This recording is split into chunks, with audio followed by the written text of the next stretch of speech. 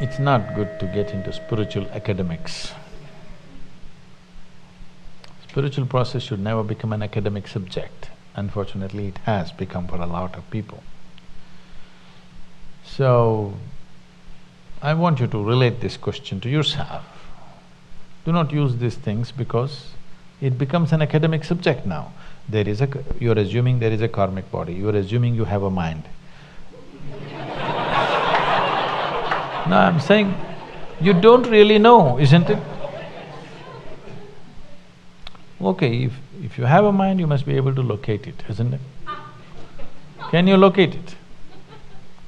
Can you locate where your mind is? Then you don't know whether it is there or not. See, suppose you walk into this hall, this guy says, I'm in this hall.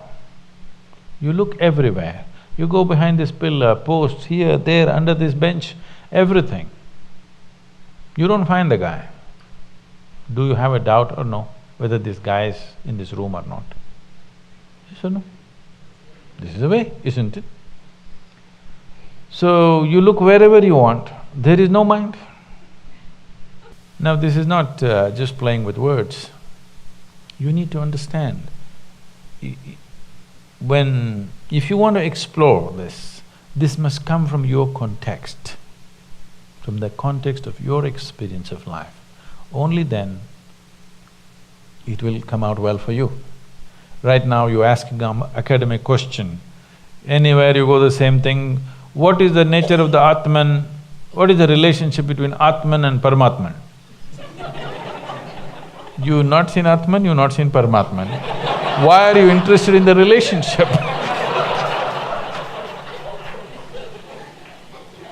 Atman, Paramatman means, for those of you who do not know, this is a common terminology in India.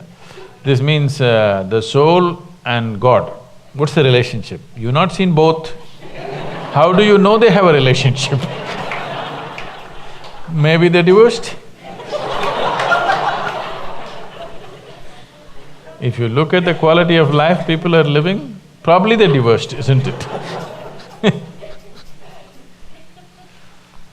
So, don't go into academics of spirituality. Spirituality is not an academic process. It has to be an experiential longing to know. So, what you're trying to ask is, what is the impact of my past on my present working of my mind? You tell me, can your mind function without memory? If I wipe out all your memory, would you have a thought? You have to build new memory, otherwise there will be no thought, isn't it? So that's a relationship. Without one, the other cannot exist. It's only because of the karmic memory, the mind is functioning. If there's no memory, how would it function? It wouldn't function for a moment. So if you have some esoteric idea of karma, drop that. Karma means just the residual impact of all the actions you have performed in your body, in your mind, in your emotions, in your energies. The residual imprint of that. So that is the karma. So without that memory, your mind couldn't even function. There's no such thing. It is from that this is all coming. Another way of looking at it is, there is no such thing as mind, there's just karma. There is a discriminatory buddhi, which is not mind. There is a discriminatory intellect. And there is karma, there is really no mind. There is a huge mass of memory. With a certain discretion, you can pick what you want. But if you don't have the discretion, they just run right within yourself all the time. This is all that's happening. This is all that's happening with people. Because the discriminatory mind or the intellect has not been sufficiently developed or applied to, the past memory is running right. All the time it's going on. What happened 10 years ago is still bothering people because it's just going on.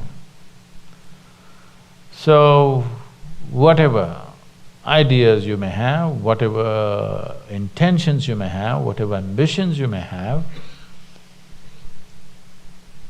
the karma will overrun it because the necessary discrimination and awareness is not brought in. For this discretion, you need a certain level of awareness.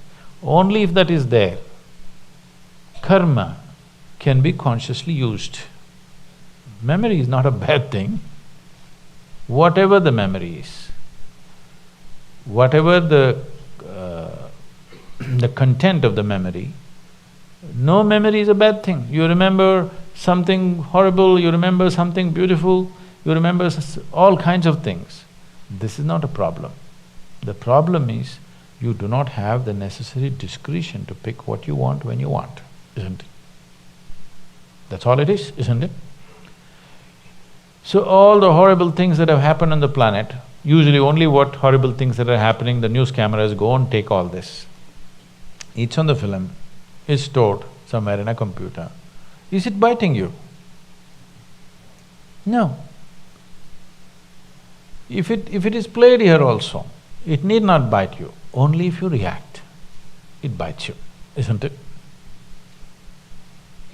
The same thing here, it's all just stored and kept. If you react, it'll bite you. If you consciously use it, you can use it in so many different ways. It doesn't matter what is the recording. What your karma is not the problem. Are you able to… do you have the necessary awareness and discretion to employ this in the right sense or not? That's all it is.